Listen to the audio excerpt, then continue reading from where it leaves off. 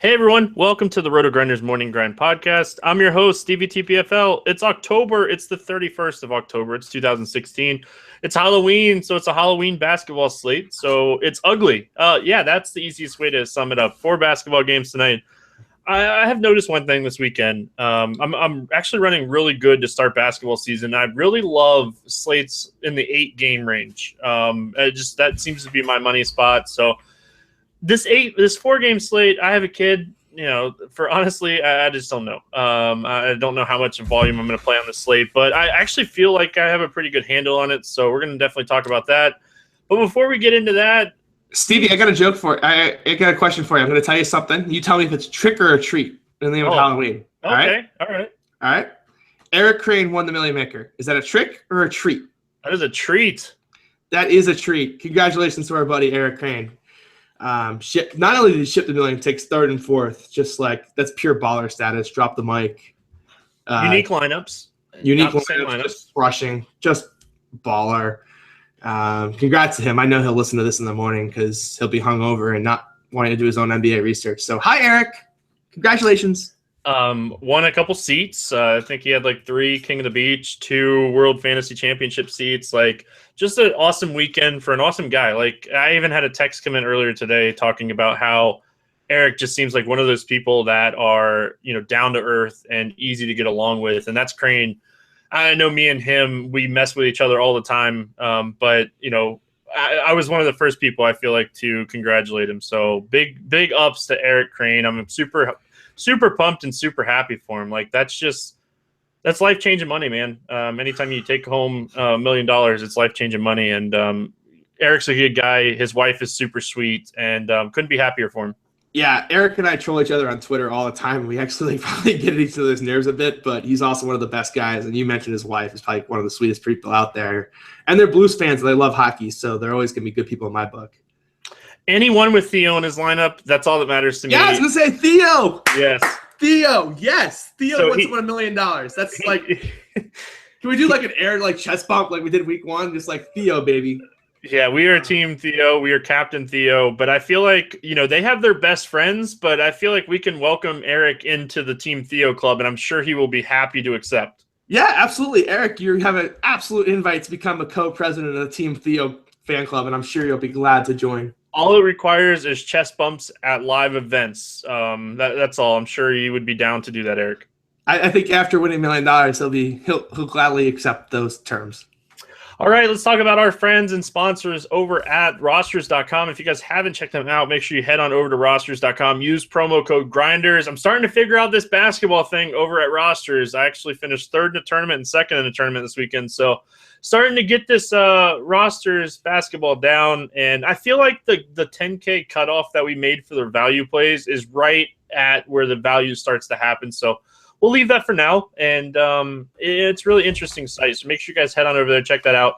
If you deposit $10, they're going to put $40 into your account. So take advantage of that while they're still running that promo. If you're wanting to try out a new site, there's nothing like getting free money and being able to play on their dime. So check that out. Siege, it's an interesting 4-game basketball slate. We'll rant some football when we get done with this basketball slate, but let's talk some basketball here. That's what all the listeners want. They want us to talk basketball. We crushed our basketball pod on Friday. We were on the money on that pod, and I feel like we keep setting the bar so high. So I was going to say, didn't you win all the money on Friday? I had a good night on Friday. I won a FanDuel tournament on Friday. So yes. What happens is he falls asleep before a lineup lock, miss all the news, and then just stick with the lineup we had before everything happened, and then just win all the money. Yeah, so I made that lineup 2 a.m. after we finished recording the pod. I traveled to Tampa. Got back to my room, made the other 4 lineups because it was a 5-entry max tournament. Made the other 4 lineups, never touched that lineup. Fell asleep like an hour before lock and woke up around 11. Realized that I was winning, and I was winning by a lot. And then I had guys going still, so it was. I kind of walked away with that one, so I'll take it. That's always good. That's why you listen to the Morning Grind podcast. Top end advice, at least for the moment. All right, Denver at Toronto, first game of the night. This game's sitting at a 204 over-under, and we have a big favorite here in Toronto at home against Denver. What are we doing here with the Denver Nuggets on this spot? Wilson Chandler's been playing some good minutes now. I know the second game went to overtime, but he's played 30 minutes in both those two games. Hasn't shot the ball particularly well in either one. I've had 21 and 20 DK points. If no value opens up, I don't mind him in a spot kind of where Toronto's going to be in an awkward spot to try to go small or big. They really can't go big against Denver because Denver can go big that's better than them. And they can't go small because they can use Chandler out there. So I know Toronto's the big favorite here, but I kind of don't see it. Yeah, and the thing about Chandler is double-digit shots in back-to-back games. That's always something that I love to look at. I love looking at usage. I love looking at minutes, and I love looking at shots. Shots equal opportunity and double digits in back-to-back games. So I don't hate that. What are we doing with Will Barton here? It all depends on Gary Harris, right? Yeah, if Harris is out, you play Barton, I think. It looks like he's a little bit closer to a return, but I think even if he comes back, I think his minutes will be limited. So I think they'll play him off the bench. So I kind of think Will Barton is safe for the moment. But, Will Barton's still a streaky guy. Like, this is one of those guys you can fade in tournaments. I wouldn't fade him in cash, but in tournaments, like, he's very reliant on his shot. And if his shot's not going, like, he can be 45, 50% chalk that fails. So these are the type of situations I consider. But Will Barton against Toronto, if he plays the three especially, I'd be much more interested in the fade having to face the DeMarre Carroll defense. Yeah, and then the last guy, we can mention the centers in a second, but Gallinari is playing a ton of minutes. The shot's going to start to fall eventually. This guy's another tournament option. If he gets hot, he's a guy that can light up the scoreboard. Yeah, $6K is a fair price for him. I just don't see a real ceiling for him at that potential. Like, there's too many options on this Denver team. Like, they're so deep. Like, this team's going to make the playoffs. They're better than the Timberwolves. I've been saying this for weeks. Like, I've watched a couple games now. I feel exactly the same way I did weeks ago. Like, they're clearly the best team in the West that's going to make, like, the run. Like, of all the teams that didn't make the playoffs, they're going to make a huge run. But Jokic on this slate, to me, is just a lock. Just a lock. Like, I targeted Kevin Love against Patrick Patterson and Pascal Siakam. Like, Jokic against these two clowns? I mean, like, look, they're very good at what they are, right? They're stretch fours. But having to bang inside with Jokic, forget it. No chance. Yeah. The only thing that ever worries me about both the big guys on Denver is just minutes. That's the only thing that concerns me. I know you said lock. Depends on the price. Like, what's their price over there on DK? I don't even care. He's 7K. I don't care. I just don't care. Jokic is going to get the minutes in games where he's not forced off the floor. How is Toronto going to force him off the floor? They don't have any personnel to force him off the floor. Yeah, if he's what are they going to do? They're going to play they literally would have to play Lowry, DeRozan, Ross, Carroll. Yeah, that's Valanciunas to force him off the floor, and then he could still cover Valanciunas. They could just shove Nurkic off the floor, which is what they did last game against Portland. Like, 7K, I'm in. I'm just in. All right, other side of the ball here, looking at Toronto. I'm going to continue to say it. I'm not going to play DeRozan all year. Unless it's a 2-game slate and I have to, then I probably wouldn't even play that slate. I know he's had good games here to start the season. It's not going to continue. You know what's not going to continue? 28 shot attempts and 27 shot attempts. Yeah, it's just like you guys could, if you got your 40 points out of him, if you played him the first 2 nights, congrats. Let people chase those points. I'm not going to do it. I'm interested in Kyle Lowry here, a guy that plays a ton of minutes in a spot that little pace up here against this Denver and Moutier. Yes, please. Thank you. Lowry against Moutier defense. Let me think about that one for a second. Yes, please. Thank you. Yes. Yes. Thank you. Thank you very much. Yeah. Yeah. I don't even mind Moutier at 5,800 if I was desperate at point guard to find go a little contrarian because it's a 4-game slate, right? So the value on this slate is going to come from a really, really ugly spot. And it's a situation that I got myself in trouble with on Friday, so we'll definitely go talk about it in the next game. But if you don't want to go into the roulette wheel of that is Nets shooting guards, then Moutier is your guy. Any other interest here on the Toronto side? I think this is another good spot to fade Jonas, too. He's been super hot at the start of the season, but, Jokic and or Nurkic in this spot, tougher matchups. He's faced Detroit where he had a big game. Obviously, Drummond's not good on defense. A little bad game against Cleveland. This is probably going to be one of his tougher matchups here. Yeah, you can't play Nurkic. I know he's tempting on FanDuel, but until he gets above 28 minutes, you just cannot go there.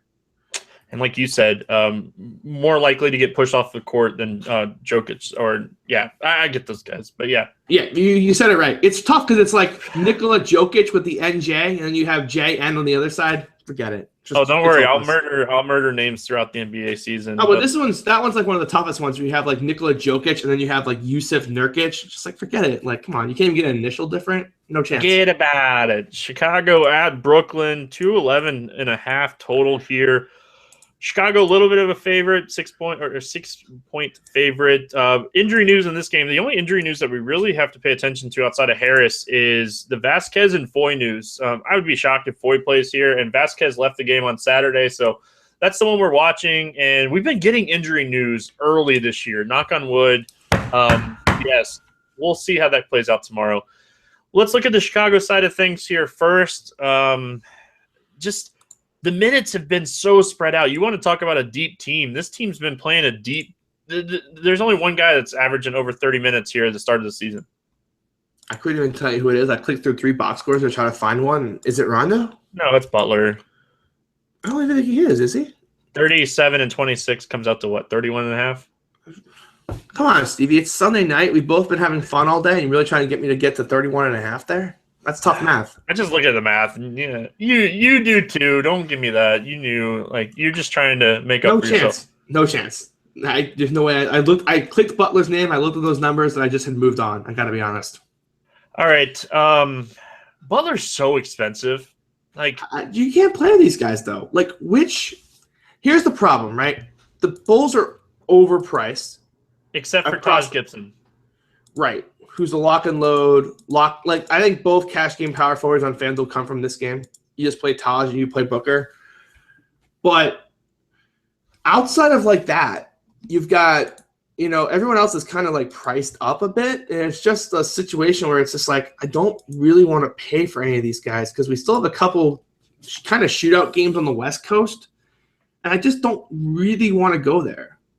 Yeah, and you mentioned we'll talk Booker in a second, but Jokic is a power forward on center or on FanDuel too. So you're gonna have to decide between, in my opinion, Jokic and Booker because I want Taj Gibson here. He's the guy that I want.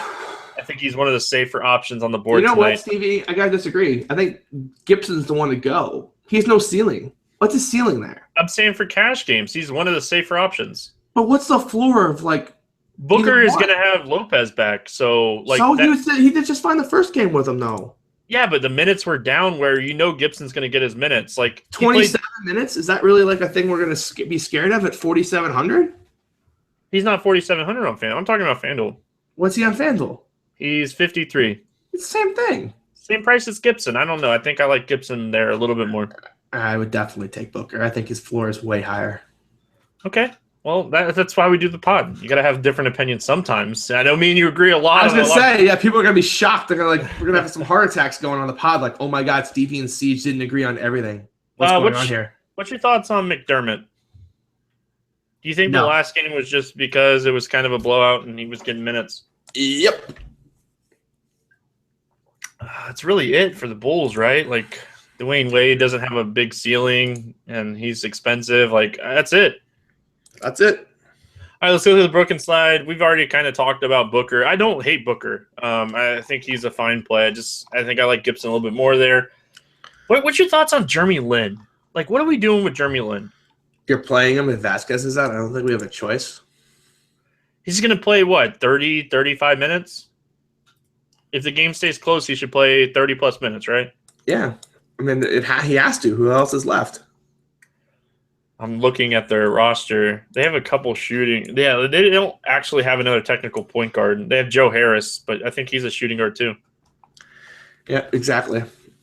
So, yeah, that's the news we're waiting on. If Vasquez is out, then Jeremy Lin becomes playable. Gosh.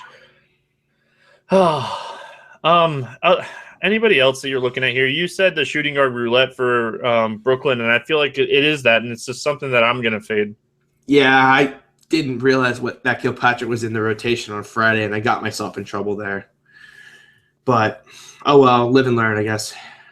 He's only $4K on FanDuel. Like, He could get you that 5x. I would rather play Bojan or Joe Harris before I go back to Kilpatrick. Like, Yeah, I kind of agree. it's a roulette. It's a roulette wheel. Like, okay, if you're playing a couple entries, like let's say you're playing 5 entries and you love your core, and you have a spot where you kind of need to find a shooting guard, feel free to kind of rotate them through because one of them is going to go off if they're going to score any points at all. So that's kind of what it is. You can't say anything better or worse than that. Any interest in either one of the Lopez's here playing against each other? No. That's where I'm at too.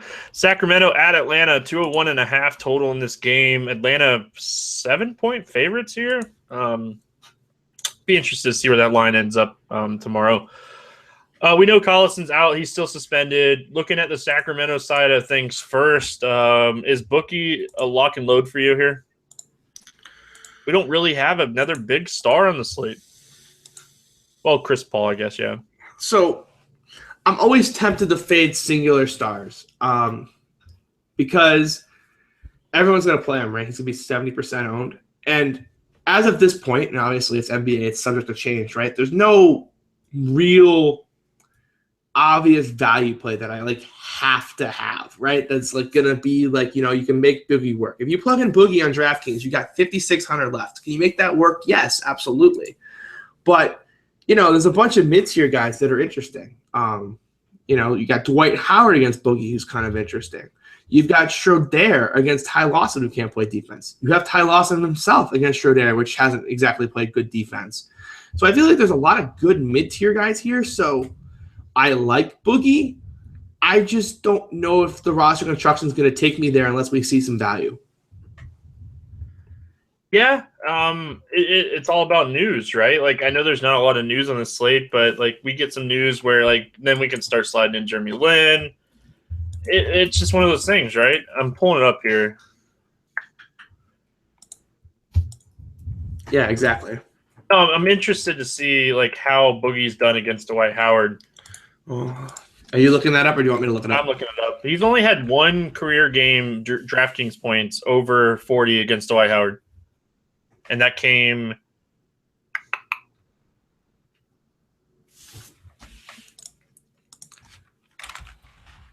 That doesn't seem right. Showing a bunch of 2010 games. Oh yeah, you have to add since 2014. So here I got it.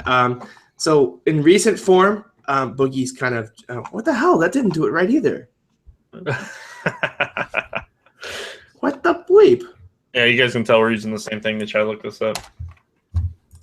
Come on, people! I know you listen to this podcast. Get your nonsense together, will you? All right, I think I finally got this. No, why does it say he plays him every other? Oh, I see. It's not registering the. Oh, I'm an idiot. I'm an idiot. I totally did that wrong. First Rockets. I think it's how we get there. Oh yeah. Boogie has an 85-point game. So yeah, that theory kind of is thrown out the window. Yeah. Yes and no. He went 24, 21, and 10. That's 85 and a half DK points. I'm just getting back to the whole he's the only guy that we're paying up for on the slate, so I kind of like him. Well, that would be supporting your case that he put up an 85-point game against Dwight Howard, wouldn't it? Yeah, and we talked about some value power forwards too. Yeah. Looking on FanDuel, I think it's very easy to fit in Boogie. Yes, I absolutely agree there. It's always easier to fit in superstars on FanDuel, to be honest. I haven't played around with DraftKings yet, but it's not very easy. But I'm sure if you work really, really hard at it, and you wish really hard, and you wish to the stars, you can make it happen. The other guy I wanted to talk about from Sacramento here is Rudy Gay. Very consistent to start the season. I think it's just we get a fresh Rudy Gay for the first couple weeks here, and we ride him while he's fresh, right? That sounds like a great idea. When we start seeing these games start going down and we start not seeing him drive to the basket and stuff, that's when we start jumping off Rudy Gay. And sadly, that's going to come soon, by the way. That's going to be very much a sooner rather than later thing. It's so sad, but it's true. Thoughts on Ty Lawson here? He's cheap. I know you kind of talked about him. He's a value point guard that we're looking at that's going to play 30-plus minutes. I don't know if I really want to play him as Mega Chalk. And I'm being a little results oriented. This guy ruined my You really couldn't just go 5x Ty Lawson on Saturday? Really? Just couldn't go 5x on me? Man. Yeah, I think you have to play him on this slate, but it's going to be really hard for me to click his name one more time. This guy's done nothing but let me down so far this year. It's going to be easier to click it when you can fit in Boogie, though. Boogie! Looking at the other side, the Atlanta side of things here. Little interesting. That's it. Who? Schroeder. Done.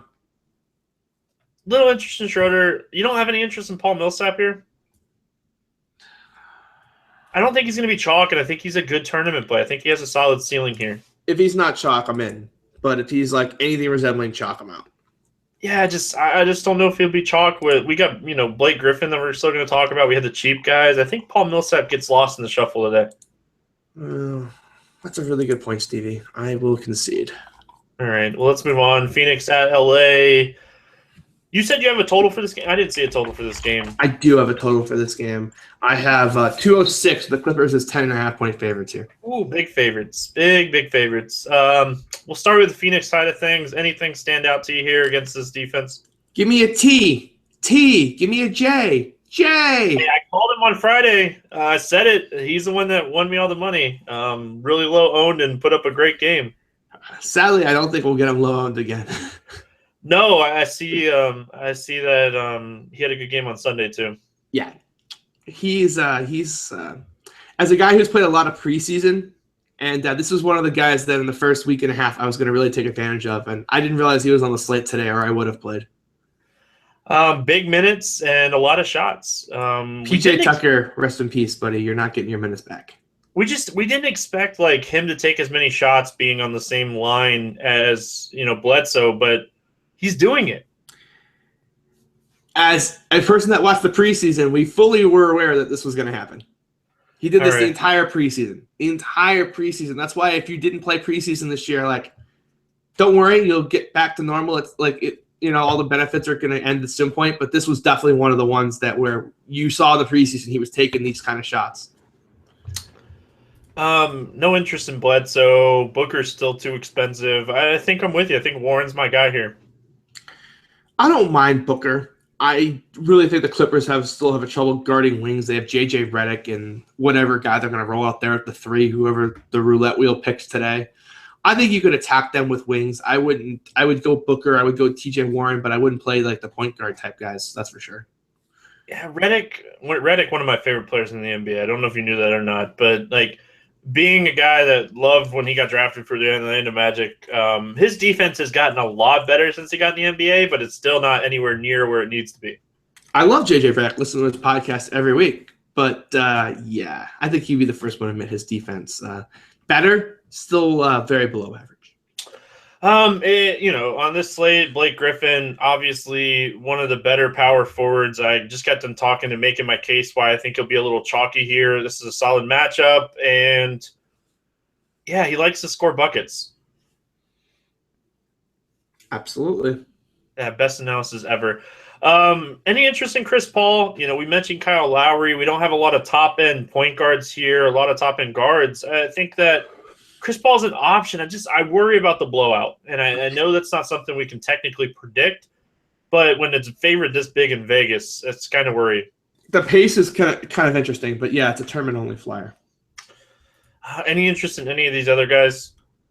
Not for me. Yeah, JJ Redick, his shot. I need to see his shot. I need to see him shooting the ball more before I start playing him.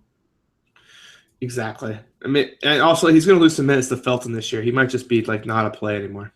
All right, that's going to do it here for the game-by-game breakdown. I don't know if you have 3 guys that you like over on Draft, but I think you're going to agree with the 3 guys. Over at Draft, you mean our sponsor of the podcast, Rosters.com. Yes, over at Rosters.com. I think you're just going to agree with the 3 that I have. And we'll be able to get through this really fast. But I have Rudy Gay. He's under 10K over on Rosters. We got done talking about him a few minutes ago. I have Jokic. We talked about Jokic. He's under 10K. And depending on the news, I like Jeremy Lin if that news comes out and it's favorable for him, or Booker. Those guys are the guys I'm going to be targeting for value. I actually have one more guy. Nice. My boy Ty Lawson, 8,100. There you go. After you get done saying you're going to pay, like, can't watch yourself click his name in. That's what this bottle of alcohol over here does for me. TJ Warren's 8K too, by the way. Yeah, he's the value play as well. I didn't scroll down that far enough to actually see him. So, man, we just gave you guys a whole bunch of goodies there on rosters.com. So make sure you guys check out their basketball product over there. Use promo code Grinders that we get incentives and the bonuses here at Roto Grinders. Before we get out of here, CJ, now's the time. Do you have any rants about NFL this week? The chalk finally died this week. I feel like. Why did it all have to die? Couldn't just like half of it have died? Why did like every single chalk option have to die? Yeah, the thing, half of it could have died. That would have been fine.